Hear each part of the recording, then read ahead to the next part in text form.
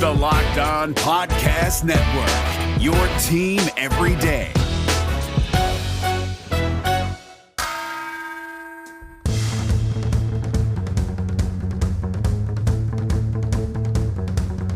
You are Locked On Pelicans, your daily New Orleans Pelicans podcast. Part of the Locked On Podcast Network, your team every day. Welcome to another edition of Locked On Pelicans, the daily podcast covering your favorite team, the New Orleans Pelicans and NBA, part of the Locked On Podcast Network, your team every day. Available wherever you get your podcasts and now on YouTube. I'm your host, Pelicans Insider, credential member of the media, Jake Madison, at NOLA Jake on Twitter. Here with y'all on this Thursday. We're not going to get to the NBA draft big board just yet because we had some more news about the Pelicans coaching search, and that frankly is the priority right now over this team trying to figure out who their next head coach is going to be. So we're going to look at that news. What does it all mean? And try and make some sense of Willie Green as a candidate. And then some more people coming into the picture and kind of getting a very clear idea of what the Pelicans' approach to hiring their next head coach is. And then while we're not watching NBA basketball, there's Olympic basketball qualifying going on, and Nickeil Alexander-Walker is playing. We'll give you an update on what's going on with him and why this is so good for him in the first place. But before we get to all of that, today's episode is brought to you by Michelob Ultra. At only 2.6 carbs and 95 calories, it's only worth it if you enjoy it. Stay tuned for the Ultra Moments segment coming up later in the episode. But first, it was reported by Fletcher Mackel, and he was kind of first on this when he was trying to figure out what was going on with Jock Vaughn removing his name from consideration, which we talked about yesterday. And he had thrown out there that Willie Green's name was in the mix, the associate head coach, one of the assistant head coaches with the Phoenix Suns under Monty Williams, whom he played for here in New Orleans, saying that he might be the front runner over Charles Lee. And we just looked at Charles Lee yesterday about the great work that he's done in Milwaukee. So why would someone like Willie Green be potentially ahead of him? And we'll get to that in the second segment because there is definitely a trend emerging from my conversations with people around the Pelicans and around the rest of the league about what New Orleans is really looking for. But first, Willie Green. Did you know he only played 1 year for New Orleans? First and foremost, that kind of blows my mind. I could have sworn he was here for like 3+ years. It was just 1 year, Monty Williams' first year here in New Orleans, and Chris Paul's last. He averaged, by the way, that season, where are those numbers? 8.7 points per game. He started 13 games out of the 77 that he played. Was pretty good overall. Shot 35% from three on 2 attempts per game before he really had the explosion of 3-pointers in the league, all that stuff. Anyway, could have sworn he played longer. Played for Atlanta, then the Clippers, then Orlando after that. And then retired, started coaching, worked with the Warriors where he won 2 NBA titles as an assistant coach under Steve Kerr, and then ended up working under Monty Williams these past couple of years with the Phoenix Suns in their resurgence. And it's interesting because he's a former player, and that's clearly the theme that we're going to get into, and I think that might kind of elevate him ahead of anything. And he gave an interview last year to The Athletic about kind of what's making him so effective as an assistant coach, and he's coached the Suns team in Summer League before, and the line similarly was, "I was in their shoes." That's a quote. "I was in their shoes pretty recently." You know, he was an NBA player somewhat recently, and it's very easy to teach the game and connect with these players when you were just in their shoes, as he says. And that's the main thing that he's believed has made him such an effective assistant coach and potentially a head coach. You know, it helps coaching under some of the better coaches in the league, under Steve Kerr, under Monty Williams. All of that, I think, has been a very important thing for him in trying to kind of grow. And he said in this article, you know, he tries to kind of take what they've done, their coaching styles, the thing he's seen that works, and just tries to adapt that to really be his own. And I kind of like that approach. He's just, this is like me when I work. You listen to what people do, you kind of observe and watch, and you find what would work for you, and then you kind of create this amalgamation of it, right? I've done that with podcasters where I listen to shows. Okay, I like that. I don't like that. I like that thing from that person. I'm going to adopt all this. And it comes into kind of your own personal style and what works for you. Willie Green's kind of doing the same thing. He's been under a number of people, worked with a number of people. I think all of those things are really great. He has been a player under Doc Rivers. I think that's one of the better head coaches in the league, frankly, for at least in the regular season, something like that. He's played under other guys too. I think when you kind of look at all of those names there, he's been under Mo Cheeks before, who's a well thought of assistant coach, former head coach in the league as well. So when you look at some of that stuff, it seems to be that, hey, this is a guy that really might have learned enough and it is capable of teaching the game to others. And I think that's what the Pelicans are really looking for. If he's younger, he's able to really connect with all of those guys. He's not even 40 yet. He'll be 40 very soon. It's what they're looking for. And when you have success like he has, doing things the right way that the Warriors did, doing what they've done in Phoenix. And you see him, by the way, during games, running a lot of the huddles for Monty Williams, and look at some of the players and how they just look at him. Jay Crowder, who's an established veteran player, right? Guy's been in the league for a long time.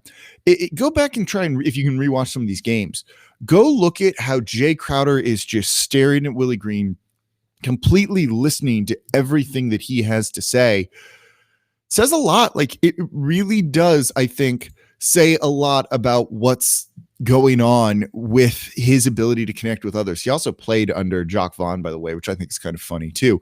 He also played under Monty Williams when Monty was an assistant, and then coached alongside Monty Williams too. All of these things are kind of interesting. He's a guy that just seems to make a lot of sense, got some ties to New Orleans, fits the bill of the younger guy who's a former player that seems like he can connect with current players, and clearly showing that with the rise of guys like Devin Booker. Chris Paul's doing his own thing there, but even getting Ayton more involved, some of the growth of other guys like Cameron Payne, showing how it can work with all the different pieces they had on Golden State. All of those are really, really great qualities.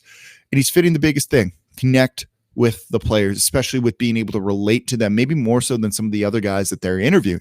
We thought maybe Chris Lee is in the running, but is not being a former NBA player, maybe hurting his chances and showing that that's what the Pelicans and David Griffin are looking for the most. And we'll get into that coming up here next on today's edition of Locked On Pelicans. But before we get to all of that, it's time for the ultra moment of the playoffs. This is also about something that makes you happy, brings joy to you, enjoyment, all of that. I've been really enjoying watching Torrey Craig as I'm recording this, I'm watching the Suns and the Clippers game, so I'm a little distracted at times. Torrey Craig is completely shutting down Paul George in this one. Paul George has not been a factor at all in this game. It might change in the second half. But Torrey Craig, role players. I love seeing guys have moments like this. Shows you the value of those guys, of the coaches knowing those guys to put them into the game at the right time to make that sort of impact. Torrey Craig in this game is swung it completely in the favor of the Phoenix Suns when they felt like they had maybe their backs to the wall to a certain degree, and you could see this playoff series slipping from them. But now he's out there, he's having fun, getting a shutdown playoff P who's been really good. Joy, happiness, enjoyment. He's kind of the embodiment of all of it right now. And that's what Michelob Ultra is trying to do. It's only worth it if you enjoy it. So at only 2.6 carbs and 95 calories, joy creates success, and enjoyment isn't the end game. It's the whole game, and you can enjoy the games a whole lot more with Michelob Ultra this season. So let's get into the stuff about the coaching search. It looks like the Pelicans, who had just really keyed in on, based on the reporting and a lot of the conversations, they were doing a good job of keeping some things quiet, had really focused on Jacques Vaughn and then Charles Lee as the primary head coaching candidates. Jacques Vaughn, as we talked about in yesterday's show, withdrew his name from consideration, leaving kind of Charles Lee like the clear front runner to a certain degree, right? And then Willie Green's name starts to come up. And then you hear some of the other things too. The Pelicans were interested in, and I can tell you for a fact, they were interested in Chauncey Billups. I don't know if they really, really wanted him, and I also don't think there was any chance in hell he would have actually taken this job, since Portland had kind of had a laser on him since about February or so, when it was very clear that they were going to fire Terry Stotts.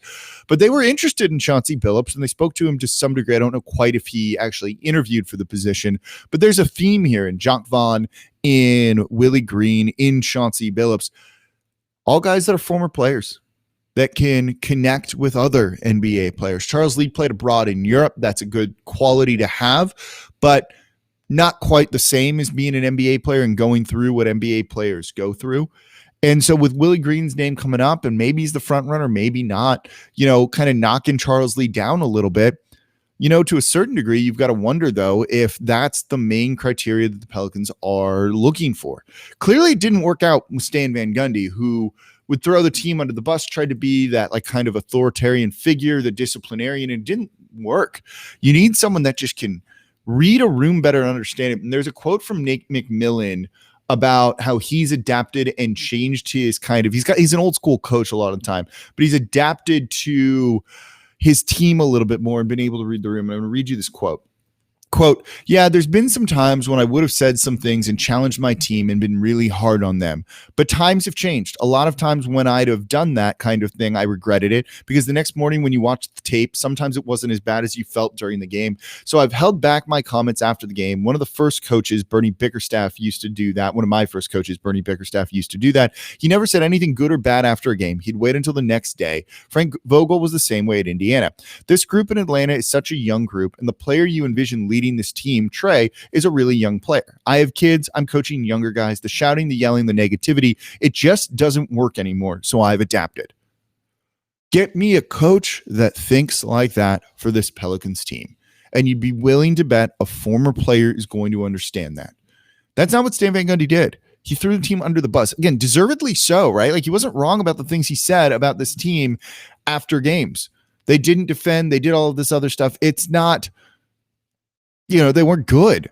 But at the same point, maybe it got tiring, and and I can tell you for a fact, that's very clearly something that was rubbing the players the wrong way, particularly Brandon Ingram. I just got sick of it. This old white guy yelling at him about things he wanted to do, doing. It's going to annoy these guys. But it seems like maybe former players, former guys who have been there before and been in those situations know what not to do because they know what would have pissed them off and not thinking they're pushing the right kind of buttons. This is not coddling these guys, right? This is just reading a room and knowing how to get through to them and what they need. And I think a former player is going to have an easier time doing that than not. And I think that's why the Pelicans are looking at this and are clearly zeroing in on a bit of an archetype. Not to mean that they're going to actually hire that kind of person, but I mean, there you go. There's another name that's been in the mix, and that's Mike D'Antoni. He's a good coach. People respect him around the league. I'm not thrilled about that idea, kind of given that quote from Nate McMillan, given what we've seen this team kind of needs. I think you need someone that can kind of connect with them. Yes, brilliant when it comes to offense. They'd have an instantly good offense. I think they can do that anyway. Like, I don't know if you necessarily need Mike D'Antoni to do that. I don't know if you need someone in their 60s or 70s to come in and try and coach these guys up.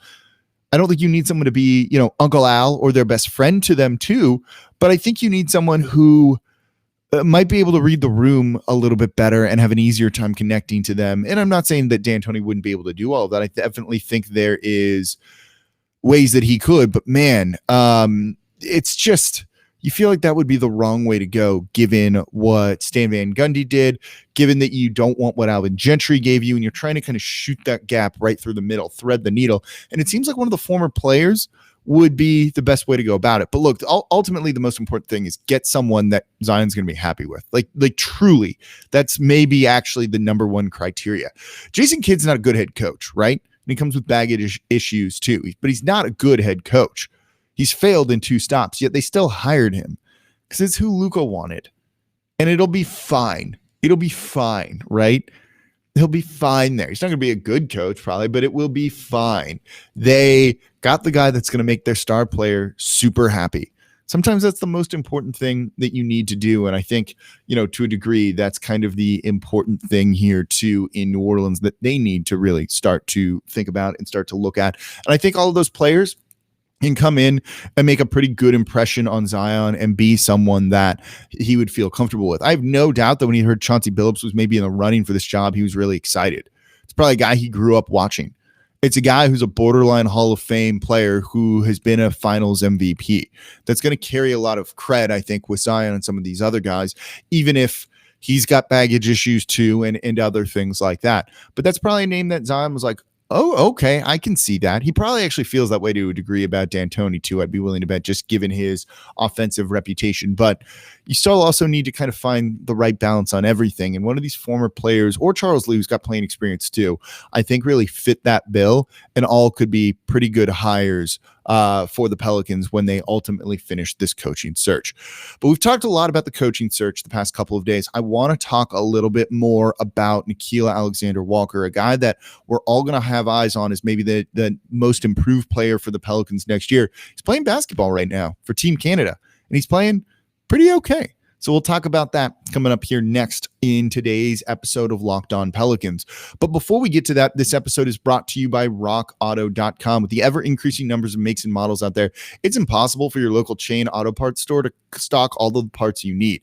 Look, I sometimes need to make emergency runs over there for a couple cars that I'm working on. They have stuff that works, but isn't quite what you want. I got a thermostat housing that ended up kind of leaking a little bit. I had a couple of like outlets that I don't need that I had to deal with and plug and all that. Just get stuff that fits your car at a cheap price. And that's what rockauto.com does. You can save time and money when using rockauto.com because you don't need to spend 30, 50, 100% more for the same parts from a chain store or car dealership. About an air conditioning condenser. It gets hot here in the summer. Want that running in the Classic? It was like $100, $200 cheaper than I saw online for one of the chain stores. It was a no-brainer to buy it because rockauto.com, it's a family business serving do-it-yourselfers for over 20 years. Their prices are reliably low for every single customer. Whether it's simple things, motor oil, transmission fluid, all that, they've got it. It's going to be cheaper than anywhere else, going up to those bigger parts, like I just said, where you can save $200+, meaning I can buy more parts or other things for the car and save a whole bunch of money. So go explore their easy-to-use website today to find the solution to your auto parts needs. Over at rockauto.com, you can see all the parts available for your car or truck, right? Locked On in there. How did you hear about us box so they know we sent you? Amazing selection, reliably low prices, all the parts your car will ever need. rockauto.com. Okay, so Nickeil Alexander-Walker in the Olympics playing for Team Canada. He's doing okay. They won by 30 over China the other day, played 27 minutes, 11 points, 8 rebounds, 5 assists, 4 of 10 from the field, 3 of 5 from deep. It's kind of like the right stat line for him, right? Like you see that his 3-point shooting is starting to come along, and he is now 5 of 10 in the first 2 games with Team Canada. His jumper is looking good. The biggest thing for him is being more consistent when it came to that outside shot this offseason.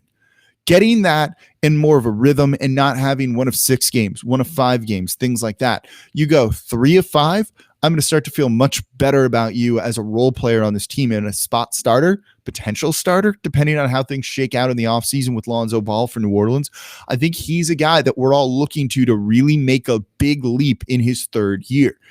He's been aggressive, and I saw some clips from this game, and he really tried to get downhill and attack the basket. The finishing's not quite there yet, but the fact that he's doing that, making up for what Lonzo Ball isn't giving you, I think is a much needed skill and a very useful player on this team, a slasher that can shoot. He's going to be an above average defender too, given his size and his wingspan. He's got enough athleticism to keep up with most people that he's going to be asked to guard on the perimeter. So if he can get some run with Team Canada and get some extended play and just kind of work through things in live game situations that don't impact the Pelicans' 1-loss record during the regular season, yes. This is what you want from him. Don't care about the overall shooting. I care less about the rebounds and the assists. Let's see that shot consistently start to fall. Build off of that, build some confidence going into next year, be warmed up, ready to go. Show me the aggression because this team really, really needs a guard that can put some pressure on the defenses like that. He's showing it through 2 games so far. I'm hoping they continue to play and go far into the Olympics here so that he gets more and more run. He's a bit overshadowed by guys like Andrew Wiggins and RJ Barrett on this team, but is a useful piece off the bench. And I've said he looks to be like a Manu Ginobili-esque type of player. If you get that out of him and he develops during this time, I think that's a very important thing for New Orleans, and I feel really good about what he'll be able to do in the future with the team. And look, he's going to be good, I think, and I want to see even more from him, and he's got a really great chance to show that right here. So great to see. Give these games a watch if you can. I believe they're on ESPN Plus or some kind of nefarious, let's call it, streaming ways. All right, so starting July 19th, the Ultimate Mock Draft 2021 presented by Locked On and Odyssey, featuring analysis from the GOAT of NBA mock drafts, Chad Ford, and Odyssey NBA experts Brian Scalabrine and former general manager Ryan McDonough. Our Locked On NBA local experts will make selections and trades.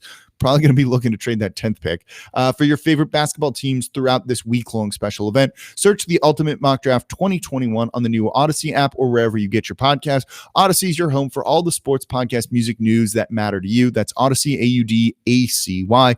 And that's going to do it for this edition of Locked On Pelicans. Thank you all very much for listening, for watching on YouTube. Subscribe to the show, whether it's the podcast or on YouTube. We're here 5 days a week. No one else is breaking down all of the biggest news about the Pelicans and the NBA like we do right here on Locked On Pelicans. So thank you all very much for listening. As always, I'm your host, Jake Madison, at NOLA Jake on Twitter, and I'll be back with you all tomorrow to wrap up the week and maybe, just